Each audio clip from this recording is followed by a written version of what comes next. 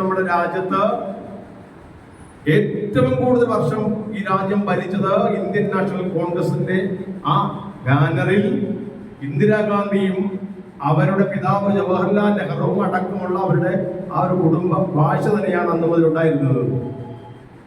അങ്ങനെ ആ സ്വന്തം കുടുംബത്തിന്റെ വസ്തുവകയാണ് ഈ രാജ്യം, ഈ ഭാരതം എന്നുള്ള തരത്തിലേക്ക് ചിന്തിക്കുകയും പ്രവർത്തിക്കുകയും ചെയ്തവരാണ് ആ ഇന്ദിരാഗാന്ധിയും അവരുടെ മക്കളായ സഞ്ജയ് ഗാന്ധിയും അതേപോലെ തന്നെ രാജീവ് ഗാന്ധിയും എന്നൊക്കെ നമുക്ക് ചരിത്രം പരിശോധിച്ചാൽ മനസ്സിലാകും.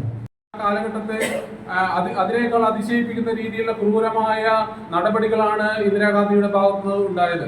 അതിലൂടെ ഈ ജനങ്ങൾ അങ്ങേയറ്റം പൊറുതിമുട്ടിയ ഒരു കാലഘട്ടമാണ് ഈ 21 മാസം കാലം നീണ്ടു നിൽക്കുന്ന അടിയന്തരാവസ്ഥ. നമുക്കറിയാം, ഇവിടെയുള്ള സംഘടനാ പ്രവർത്തനം നടത്തുന്ന മുഴുവൻ ആളുകളെയും അന്ന് അറസ്റ്റ് ചെയ്യപ്പെട്ടു. അവരെല്ലാം ലോക്കപ്പിലായി. തടവിലായ ജനാധിപത്യം, അതാണ് നമ്മൾ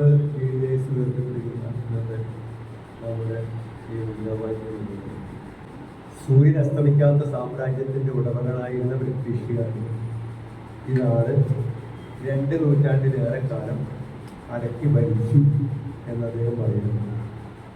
ഒരു കാര്യം നാം മനസ്സിലാക്കണം, അതിന് മുൻപ് ഡച്ചുകാര്, ഗ്രീക്കുകാർ, തുർക്കികൾ ഇങ്ങനെയൊക്കെയുള്ള കുറേ വിദേശികളൊക്കെ ഈ ഇന്ത്യ മഹാരാജ്യം ഭാരതാംബയെ അരിച്ച് ഞെക്കി പിഴിഞ്ഞ് ഭാരതാംബയുടെ സർവസ്വവും സ്ഥാവര ജഗമ സ്വത്തുക്കളെല്ലാം വാരി കോരിയെടുത്ത് കൊണ്ടുപോയ ഒരു ചരിത്രപരമായ ഒരു കാര്യങ്ങൾ നമ്മൾ അറിയാതെ പോകുന്നു എന്നുള്ളതാണ്, നമ്മളത് മനസ്സിലാക്കാതെ പോകുന്നു എന്നുള്ളതാണ്.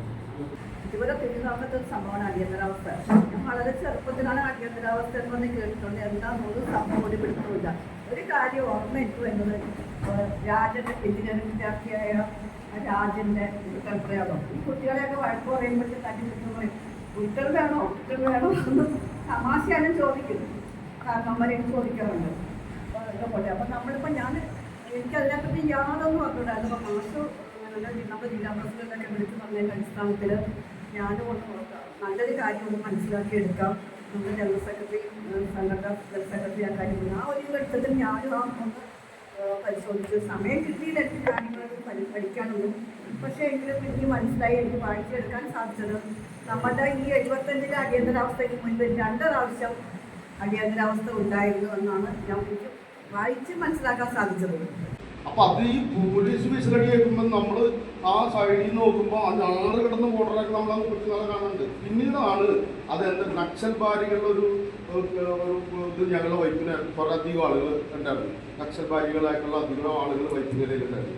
ഇപ്പോഴും കുറേ പേരൊക്കെ ഇപ്പോഴും ഉണ്ട്. സുപ്രീം കഴിഞ്ഞ തെരഞ്ഞെടുപ്പിൽ മത്സരിച്ച സുബ്രഹ്മണ്യനെ പോലുള്ള ആളുകളൊക്കെ ഇപ്പോഴും ഉണ്ട്. അപ്പം ഞങ്ങളുടെ കുടുംബത്തിലെ കുറേ പേർക്ക് ഇതിനകത്തൊക്കെ ഉണ്ടായിരുന്നു. അപ്പം ഈ 6 കണങ്ങൾ എന്താണെന്നാണ് നമ്മുടെ ലക്ഷ്യം. ഇതിങ്ങനെ നമ്മൾ കിളികളും പൂക്കളും ഒക്കെ ഈ ചുറ്റാവതം കാണാൻ നിൽക്കുന്ന സമയത്ത് വിസിലടി കേൾക്കും 6 ഇതിൻ്റെ ഇടയിൽ പൊളിച്ചിരിക്കുള്ളൂ.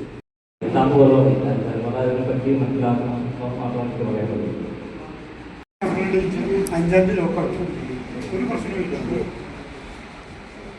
ഇത് ചെയ്തത് കമ്മ്യൂണിസ്റ്റ് പാർട്ടിയും കോൺഗ്രസ് പാർട്ടിയും അവർ ധാരണയിൽ എത്തിയിട്ട് ചെയ്തു. അവരുടെ ഉദ്ദേശം, അവർ കമ്പനി കൂട്ടിയിട്ട് എന്താ ഉദ്ദേശിച്ചത് സാധാരണക്കാരെ ചിന്തിച്ചു. സത്യത്തിൽ കാരണം ഉണ്ടായിരുന്നു. ഇങ്ങനെ ഞങ്ങൾ കുറേ 5-6 മാസമായി കഴിയുമ്പോഴത്തേക്ക് ഒരു അനുഭവമില്ല. മുതലാളിമാരൊന്നും ആരും അവിടെ വരുന്നില്ല. എറണാകുളം ജില്ലാ കമ്മിറ്റിക്ക് പ്രത്യേക ഒരു നന്ദി എൻ്റെ ഭാഗത്ത്. കൂടാതെ ഈ പറഞ്ഞ കുറച്ച് മുമ്പേ ആൾക്കാർ പറഞ്ഞതിൻ്റെ അടിസ്ഥാനത്തിൽ ഞാനും പറയുന്നു,